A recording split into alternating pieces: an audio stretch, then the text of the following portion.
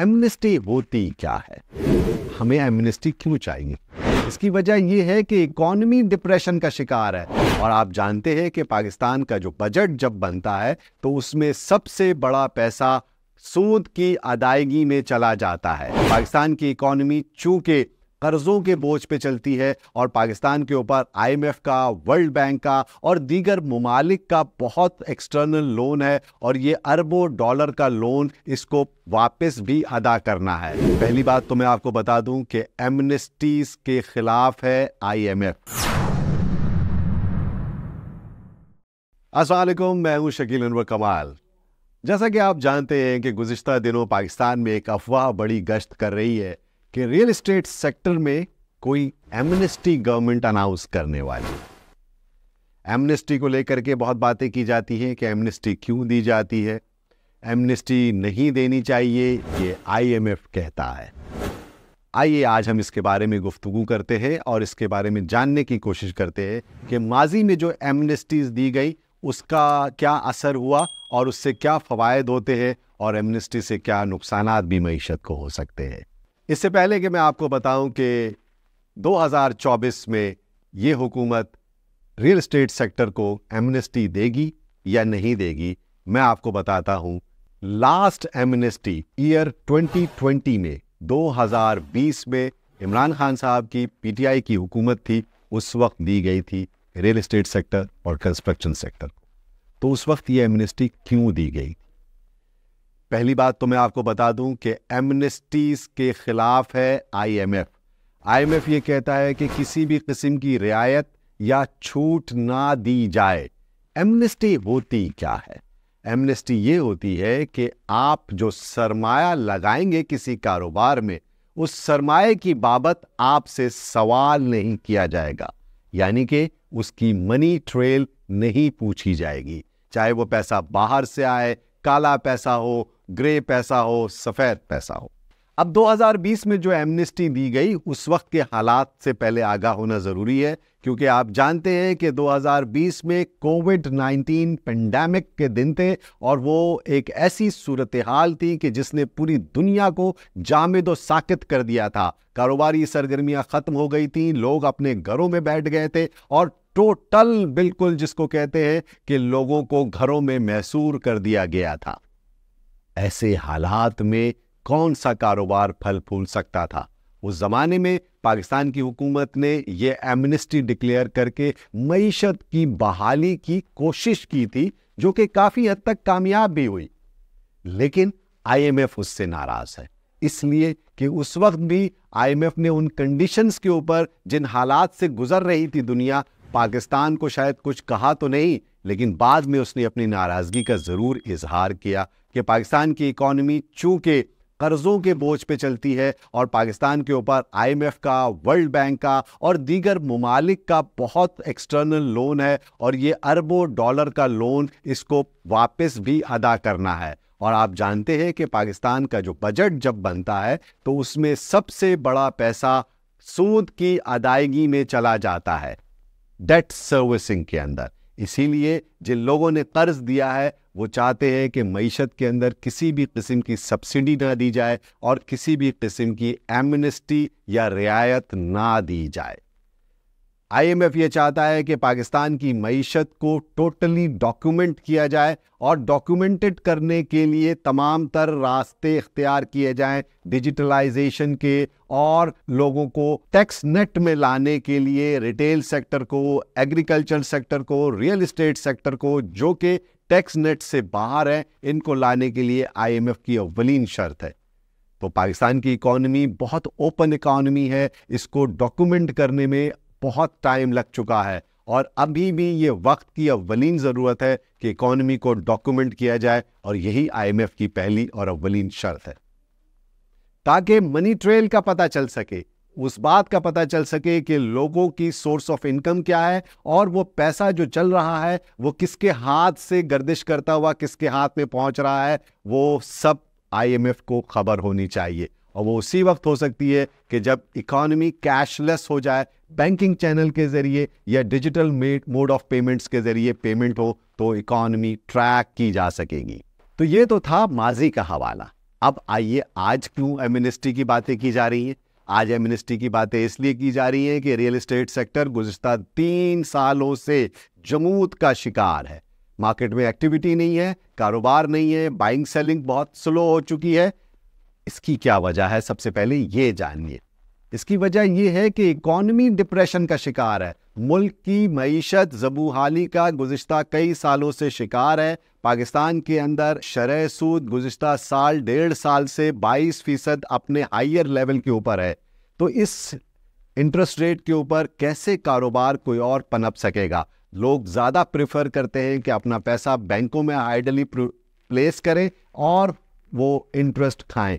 تو جو دیگر ایسٹ کلاسز ہیں کہ سب سے بڑا جو ایسٹ کلاس ہے پاکستان میں بلکہ دنیا بھر میں، امریکہ میں آپ چلے جائیں real estate is the biggest asset class, India میں آپ چلے جائیں real estate is the biggest asset class. Dubai کی ریئل اسٹیٹ سے تو آپ سبھی واقف ہیں، اور پاکستان کی ریئل اسٹیٹ گزشتہ 3 سالوں سے اس لیے تنزلی کا شکار ہے کہ انٹرسٹ ریٹ ہائر لیول کے اوپر ہے. اور دوسری بات یہ ہے کہ لوگوں کی قوت خرید کم ہو گئی ہے. انفلیشن بہت ہائی جا چکا ہے، بلکہ گزشتہ سالوں میں انفلیشن نے اپنے ہائیسٹ ریکارڈ بریک کیے ہیں. 38% تک پاکستان میں مہنگائی کی شرح ہو گئی تھی، اب تھوڑی سی کم ہوئی ہے اور 27% پر اس وقت انفلیشن نمبرز ہیں پاکستان کے.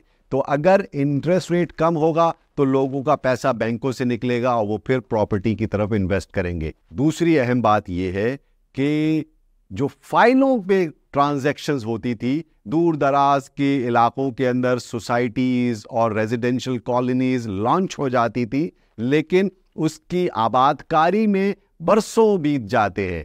تو اس لحاظ سے لوگوں کا ٹرسٹ لیول بھی تھوڑا سا کم ہوا ہے. یقیناً جینوئن بائنگ ہے، کیونکہ پاکستان کی پاپولیشن 2.5% کے حساب سے تقریباً 2.4% کے حساب سے اینولی انکریز کر رہی ہے. لوگوں کا اسٹینڈرڈ آف لیونگ بڑھتا ہے، انہیں چھوٹے گھر سے بڑے گھر میں شفٹ ہونا ہے، یا بڑے گھر کو ڈسپوز آف کر کے لوگ کئی گھر لیتے ہیں تاکہ اپنے گھروں کی جو ریکوائرمنٹ ہے اس میں یقیناً کمی نہیں ہے.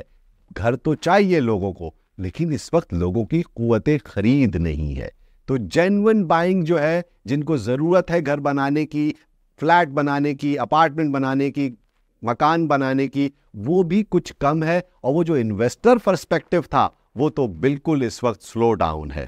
لہٰذا اسی لیے کہ گورنمنٹ کے حوالے سے یہ افواہیں گردش کر رہی ہیں کہ شاید کوئی ایمنسٹی دی جائے گی تاکہ ریئل اسٹیٹ سیکٹر پنپ سکے اور اس کا پہیہ چل سکے. تو جناب، میں سمجھتا ہوں کہ ایسا کوئی کام نہیں ہونے جا رہا ہے.